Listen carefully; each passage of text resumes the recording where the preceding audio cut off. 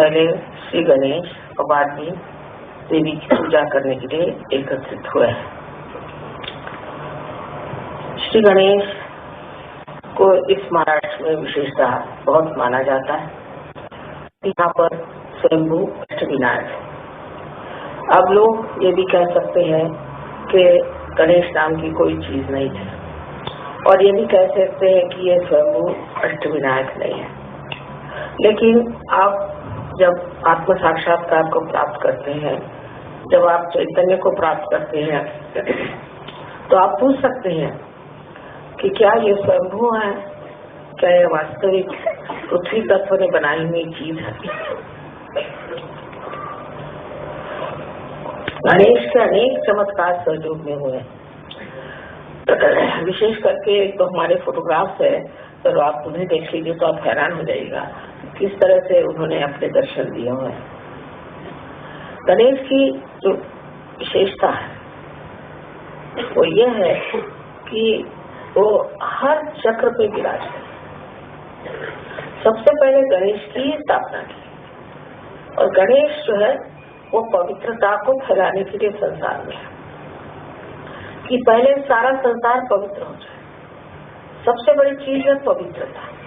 अगर पवित्रता नहीं रहेगी तो कोई सा भी सृजन नहीं हो सकता। अब समझ लीजिए अगर कोई पेड़ है और उसके आसपास का वातावरण दूषित हो जाएगा तो वो पेड़ मर जाए। इसी प्रकार इस सारी सृष्टि का जो वातावरण है उसे पूर्णतया शुद्ध करने के लिए ही श्री गणेश की स्थापना की। आजकल के इस वातावरण में लोग समझ नहीं सकते हैं कि पवित्रता चीज क्या है और पवित्रता का अर्थ क्या है। यही गणेश आगे जाकर के आपके आज्ञा चक्र पे ईसा मसीह के रूप से प्रकट हुए। इसलिए ईसा मसीह ने भी सबसे ज्यादा पवित्रता का महत्व होता है कि आपकी आंखें तक पवित्र होनी चाहिए, क्योंकि आज्ञा चक्र में आंखों में तक आपकी पवित्रता होनी चाहिए। अगर आपकी आंखों में पवित्रता नहीं है तो फिर आप किसी तरह से भी पवित्र नहीं माने। लेकिन इसका यह मतलब नहीं कि आप अपने को कहें कि हम ये खराबी हमने वो खराबी, किंतु श्री गणेश अगर हम मानते हैं, उनकी हम पूजा करते हैं, तो उनके गुण भी हमारे अंदर आने चाहिए। तो पहला तो उनका गुण है कि पवित्रता। अब इस पवित्रता को हम किस तरह से पा सकते हैं? कहने से नहीं हो सकता। किसी आदमी से कहा जाए तुम पवित्र हो जाओ तो नहीं हो सकता। गंगा जल से नहाने से भी मनुष्य पवित्र हो, ऐसी बात। तो ये पवित्रता आने के लिए क्या करना है? इसके लिए आपकी कुंडलिनी का पहले जागरण होना चाहिए। जब जागरण हो जाएगा तभी समझ लेना चाहिए कि धीरे धीरे ये जो कुंडलिनी है ये सब चक्रों को स्वच्छ कर देगी। लेकिन वहां पर भी श्री गणेश जी का कार्य, क्योंकि ये चैतन्य है और वो चैतन्य स्वरूप श्री गणेश आपके हर चक्र को भी साफ करते रहते हैं। और अंत में जाकर के सहस्त्रार पर भी श्री गणेश आप सकते हैं कि सदाशिव के गोद में बैठे। ये जो भी चीजें हम लोगों को लगती हैं कि पौराणिक है, मैथोलॉजिकल है, ये सब की सत्यता सहयोग भी आप प्राप्त कर सकते हैं। पहले आपको केवल सत्य को प्राप्त करना चाहिए, एब्सोल्यूट ट्रूथ। उसके बाद आप कोई भी सवाल पूछें, उसका जवाब सही माने में आपके उंगलियों के ऊपर आ जाए। आप इसे जानेंगे कि सत्य क्या है। किसी भी चीज को कह देने से कि असत्य है, वो चीज असत्य नहीं होती, उसकी खोजबीन करें। ये गहरी चीजें हैं और श्री गणेश का तो अत्यंत अत्यंत गहरा है और वो एक चिर बालक है। उनमें जो अबोधिता है, इनोसेंस है, वो एक चिर बालक है, वो बालक स्वरूप है। क्राइस्ट ने कहा है कि if you have to enter into the kingdom of God you have to become like children. इसका मतलब बच्चों में जो निश्चल स्वभाव होता है वो हमारे अंदर आना चाहिए। लेकिन वो जबरदस्ती करने से या रोज की अभ्यास करने से नहीं जाए। अगर आप जबरदस्ती करेंगे तो आपका अहंकार बढ़ जाएगा। अगर आप ये कहेंगे कि हम बड़े पापी हैं, हमने बड़े पाप किए, हम बड़े खराब हैं, तो आपका प्रति अहंकार बढ़ जाएगा। दोनों तरह से ये गलत बात है। तो इसके लिए करना क्या चाहिए? करना ऐसा चाहिए कि अपनी कुंडली का जागरण पहले करें। कुंडली के जागरण से आप दूसरे आयाम में, दूसरे डायमेंशन में उतरते हैं। दूसरे डायमेंशन में उतरते साथ धीरे धीरे अंदर से ही ये स्वच्छता होती है। ये अनादिकाल से कुंडली में आपके अंदर स्थित है और ये उसी समय का इंतजार है, इसी के लिए बैठी हुई है कि जिस वक्त आपको ऐसी व्यक्ति मिल जाए जो आपकी कुंडली का जागरण कर सके, क्योंकि ये आपकी माँ है और आपकी अपनी वैयक्तिक माँ है। वो आपके बारे में सब कुछ जानती है और जिस प्रकार आपकी माँ ने आपको जन्म देते हो सब तकलीफें खुद उठाई, वो कुंडली ही सारी तकलीफें उठा देती है और आप इस आत्म साक्षात्कार को प्राप्त होते हैं। इस आत्म साक्षात्कार को प्राप्त होने के बाद आपको सिर्फ इतना करना है कि अपने इस योग को जो आपका अब परम चैतन्य के साथ हुआ है उसके साथ एकाग्रता स्थापित करें। चारों तरफ हम लोग देखते हैं, फूल देखिए कितने सुंदर है, सृष्टि कितनी सुंदर है, पर हम कभी सोचते भी नहीं कि ये कैसे बने, इसको कौन बनाता है। एक फूल के पौधे एक ही ऊंचाई तक बढ़ते हैं, कोई पेड़ एक ही ऊंचाई तक बढ़ते हैं, यह सारा कौन करता है। इसे आपको पातंजल में अगर आप देखे जाए तो लिखा हुआ है ऋतंभरा प्रज्ञा, इसका नाम उन्हें ऋतंभरा प्रज्ञा कहा।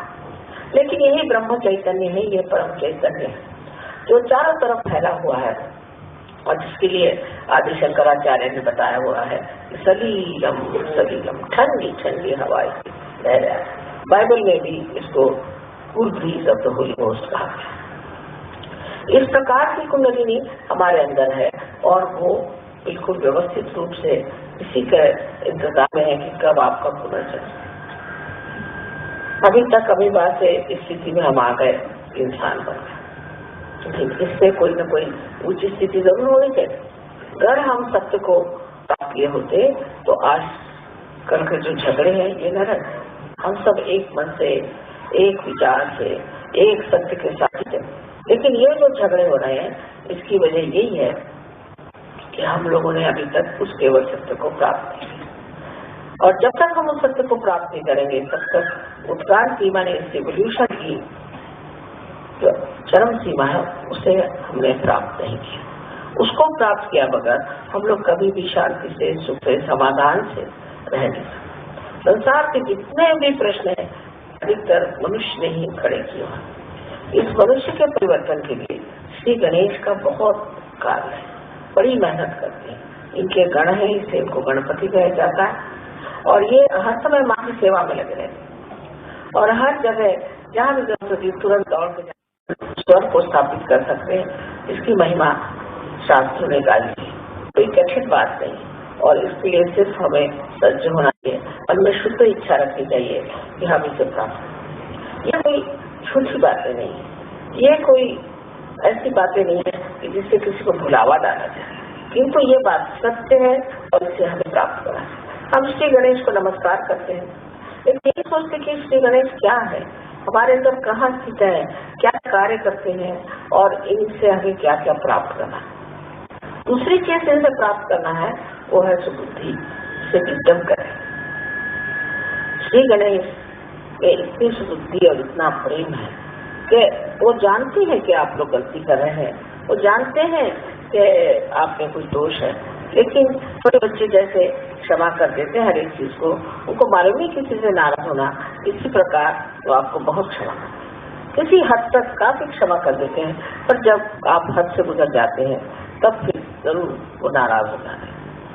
तो उनको सिर्फ मानना, मंदिरों में जाना और उन पे पैसे चढ़ाना, उनको पैसे ऐसे तो समझ में नहीं आते। अगर कुछ चढ़ाना है तो अपने हृदय को चढ़ाना होगा और उस गणेश को अपने हृदय में बिठाना होगा। जब तक वो हमारे हृदय में नहीं आएंगे हमारा जीवन पवित्र नहीं होगा और उस पवित्रता के कारण जो हमें आशीर्वाद मिलने हैं वो नहीं मिलेंगे। इसके अलावा उनमें ये भी शक्ति है कि वो दुष्टों का संहार कर सकते हैं।